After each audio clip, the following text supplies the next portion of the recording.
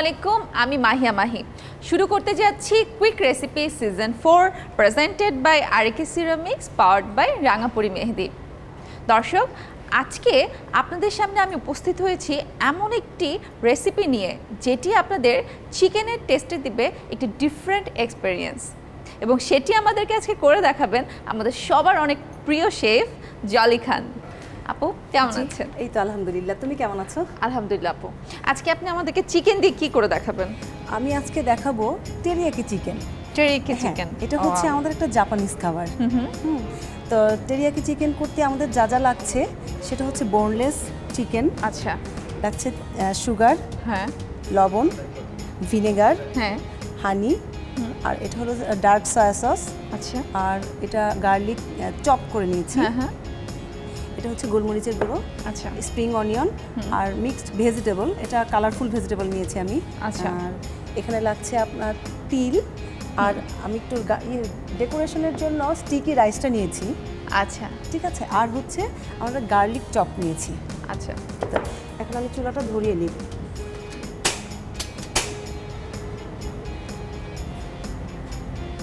এখন আজকে আমি বাটার দিয়ে না, আজকে আমি তেল দিয়ে করব। আচ্ছা, টেরিয়াকি আমি সসটা করে নিই আগে। আচ্ছা। টেরিয়াকি মূলত তো একটা সস, তাই না? হ্যাঁ। কিন্তু এটা দর্শক আমি বলে রাখি, টেরিয়াকি একটা মানে শব্দটি জাপানিজ হলো, এটা কিন্তু জাপানিজ কোনো ডিশ না। আপু জানতেন কি?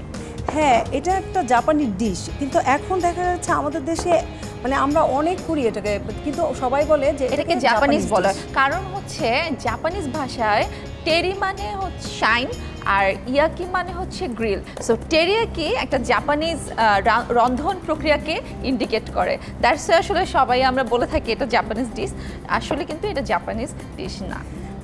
তুমি যখন কথা বলছিলে তখন আমি দিয়েছি হলো ডার্ক সয়া সস দিয়েছি, আচ্ছা, ভিনেগার দিয়েছি 1 টেবিল চামচ, আর হচ্ছে মধুটা দিয়েছি 1 টেবিল চামচ। আচ্ছা। আর এখন দিব হলো চিনিটা 1 টেবিল চামচ দিব। আর হলো এখানে সামান্য একটু গোলমরিচ সামান্য একটু দেব। আচ্ছা, স্প্রিং অনিয়নটা দিব 1 টেবিল চামচ পরিমাণ। আর দিব হলো গার্লিক চপ 1 টেবিল চামচ পরিমাণ দিলাম। আর হলো জিঞ্জার চপ, এগুলো হলো চপ দিয়ে সব একটা সস তৈরি করে নিলাম। আচ্ছা, এখানে আমার আরেকটু সস লাগবে, দিয়ে এটুকু। আর সসের মধ্যে অনেক লবণ থাকে, এখন আমি লবণ দিচ্ছি না। হ্যাঁ, আচ্ছা। তো সয়া সসটা তো এমনিতেই অনেক সল্টি। লবণ, তেলটা দাও। আচ্ছা, তেলটা গরম হতে থাক।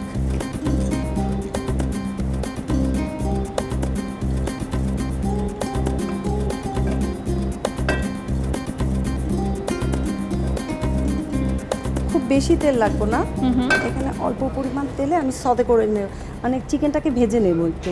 আচ্ছা।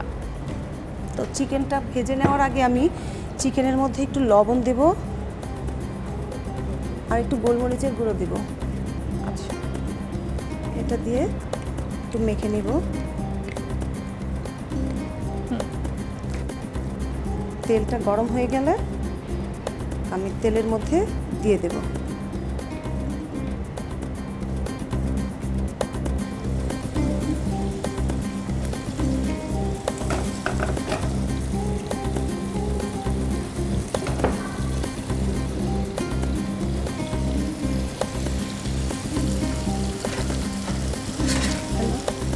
কি লাগবে? টং লাগবে। সব সময় আমরা আসলে চিকেন কারি, ফ্রাইড চিকেন এগুলো খেতে খেতে অস্থির হয়ে গেছি। তো এটা একটা মনে হতে মানে ডিফারেন্ট একটা ডিশ, টেস্টি হবে মনে হচ্ছে। যে এটা হতে হতে আমি এক কাজ করি, এখানে আমি ব্লাঞ্চটা করে নিই। আমি আগে থেকে একটু পানি দিয়ে রেখেছিলাম। আচ্ছা, তো এখানে পানিটা একটুখানি গরম হয়ে আছে। হ্যাঁ, তো এখানে আমি ব্রোকলি আর কলিফ্লাওয়ার স্টিম করার জন্য, হ্যাঁ, স্টিম করে নিই একটু। আর এখানে যে বেল পেপারগুলো আছে সেগুলো করা লাগবে না, থাক। এখানে একটু লবণ,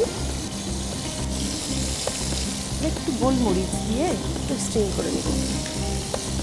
আর এটা আমি কিন্তু এটা অপশনাল, যদি আমি এটা নাও দিতে পারতাম, লবণটাও না দিতে পারতাম, শুধু এটা শুধু পানি দিয়েও করতে পারতাম। আচ্ছা,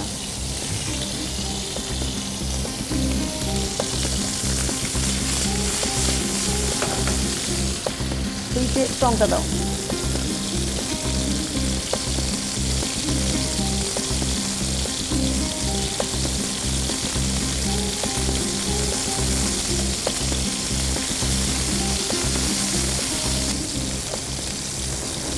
আর এটা ব্লাঞ্চ হয়ে গেছে মনে হয়।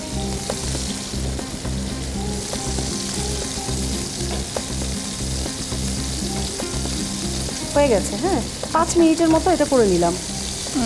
তো বন্ধ করে দিই, বন্ধ করে আমি এটা ড্রেন করে নেব। এর জন্য আমাকে ওই এটা দাও, এটা তুলে নিই আমি এখান থেকে। যদি এই যে আমি এখন ব্লাঞ্চ করলাম, এই ব্লাঞ্চটা করার সাথে সাথে আমরা যদি বরফ পানিতে দিতে পারতাম, আচ্ছা বরফের আমরা একটা পানি রেখে তারপর ওটার মধ্যে দিতে পারতাম, তাহলে দেখা যায় তো যে এই যে সেদ্ধ আর একটু বেশি সেদ্ধ হয়ে যায়। গরম যে ভাপটা আছে এই ভাপে কিন্তু আমাদের সবজিগুলো আরো নরম হয়ে যায়। আচ্ছা এটা হতো না। আচ্ছা, এর জন্য সাথে সাথে বরফ পানিতে দিতে হয় মানে ব্লাঞ্চ করার পরে। এখান থেকে নামানোর পরে, চুল থেকে নামানোর পরে এটা যদি আমরা ঠান্ডা পানিতে ভিজাতাম তাহলে কিন্তু এটা নরম হওয়ার সুযোগ থাকতো না। এটা এখনো যেহেতু এটা গরম, সো এটা আরো সেদ্ধ হয়ে যাচ্ছে।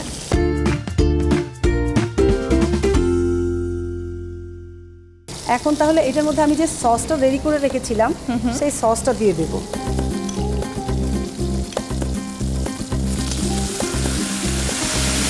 ওয়াও, খুবই কালারফুল।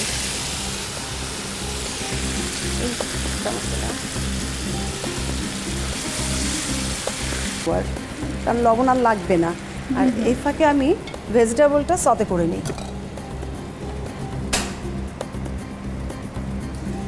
তেলটা দাও একটু।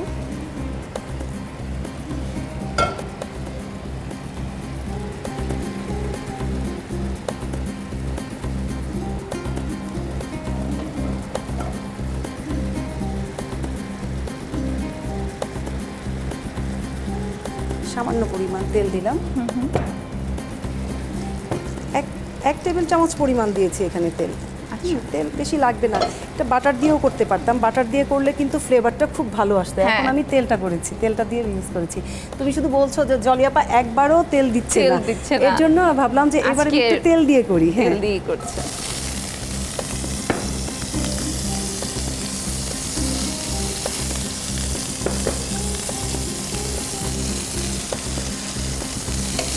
আগে থেকে আমি একটু সল্ট দিয়েছিলাম, হ্যাঁ আচ্ছা, এখন এর জন্য খুব সামান্য একটু সল্ট দেব, খুব সামান্য।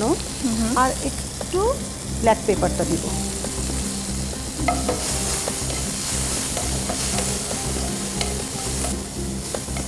হয়ে গেছে এটা আমাদের।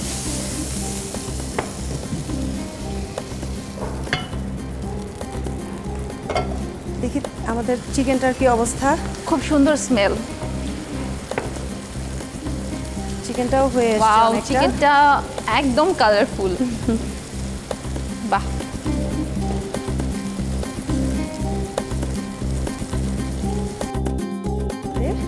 আমি দিয়ে দিচ্ছি আমাদের চিকেনগুলোকে। আমার না শুধু খেতে ভালো লাগে, আমার রান্না করতে ভালো লাগে না। তাই আমার শুধু খেতে ভালো লাগে। আচ্ছা, মাঝে মাঝে রান্না করবে আর আমি খাবো। আমাকে ডেকো মাঝে মাঝে, আমি যে রান্না করে দিয়ে আসবো। তা আমাদের যে ভেজিটেবলগুলো সতে করে রেখেছিলাম সেটা দিয়ে দিচ্ছি। আর এখন সেই যে আমাদের তেরিয়াকি চিকেন,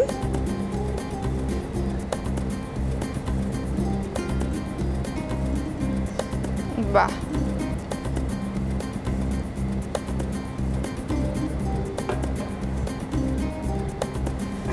এখন উপর দিয়ে ওয়াও। তো হয়ে গেল আমাদের টেরিয়াকি চিকেন। ওয়াও দর্শক, look so yummy and delicious. আপনারা যারা রেগুলার অ্যাজ ইউজুয়াল চিকেন খেতে খেতে বোর, তারা কিন্তু বাসায় ঝটপট এই টেরিয়াকি চিকেনটি তৈরি করে ফেলতে পারেন। তো দর্শক, চলুন দেখে আসি এর উপকরণগুলো আরও একবার।